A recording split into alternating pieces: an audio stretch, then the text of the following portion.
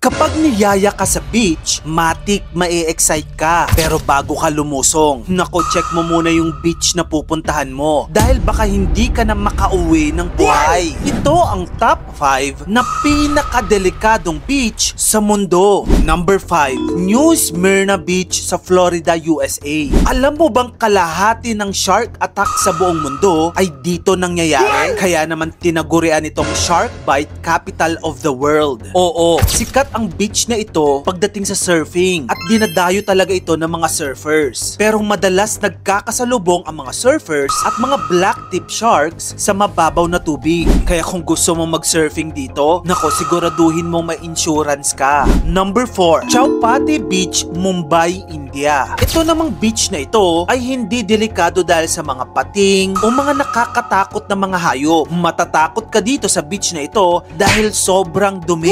Oo, Chowpatty Beach ay talagang sobrang instagrammable pagdating sa gabi. Pero pagputok ng araw, nako makikita mo ang realidad sa beach na ito. Dahil ito ang pinakamaruming beach sa buong planeta. Punong-puno ito ng sewage, microplastics, pati fecal bacteria. Nag-staycation na sa beach na ito. Marami ring mga Indiano dito na tumatae sa beach na ito. Maliban dyan, dito rin itinatapon yung mga basura na galing mismo sa syudad. Number 3, Skeleton Coast sa Namibia. Alam mo bang may beach sa mundo na tinaguri ang Boat Eater Beach? Oo, kasi kapag ka ang isang bangka ay dumaong sa beach na ito, malamang sa malamang, hindi na ulit ito makakabalik sa dagat. Eh bakit nga ba? May combination kasi dito ng killer fog, malalakas na current, at offshore rocks, kaya naman 1,000 plus shipwrecks ang nakakalat sa baybayin. Maliban dyan, nagkalat din ang mga hyena at mga desert lion sa mga dunes. Kaya yung mga barko at mga bangka takot na takot sa beach na ito. Number 2, Bikini Atoll sa Marshall Islands. Tropical paradise ang dating. Pero in reality, alam mo bang dating nuclear testing ground ng Amerika ang Bikini Atoll Beach? 23 na atomic bombs ang pinasabog dito, including hydrogen bombs na talaga naman nagkalat ng radiation sa lugar na ito. Kaya pagdating sa gabi, may konting glow in the dark na effect ang beach na ito. Pero hindi mo alam, radiation na yon at delikado para sa iyong kalusugan. Number 1, Cape Tribulation sa Queensland, Australia. Tinawag itong Cape Tribulation dahil dito nagsimula daw ang tribulation ni Captain Cook at hanggang ngayon, tribulation pa rin sa turista. Pagdating ng buwan ng October to June, season niyan ng mga box jellyfish. Isang nakamamatay na jellyfish na yung venom niya kayang pahintuin ng tibok ng puso mo in just 1 minute. Maliban dyan,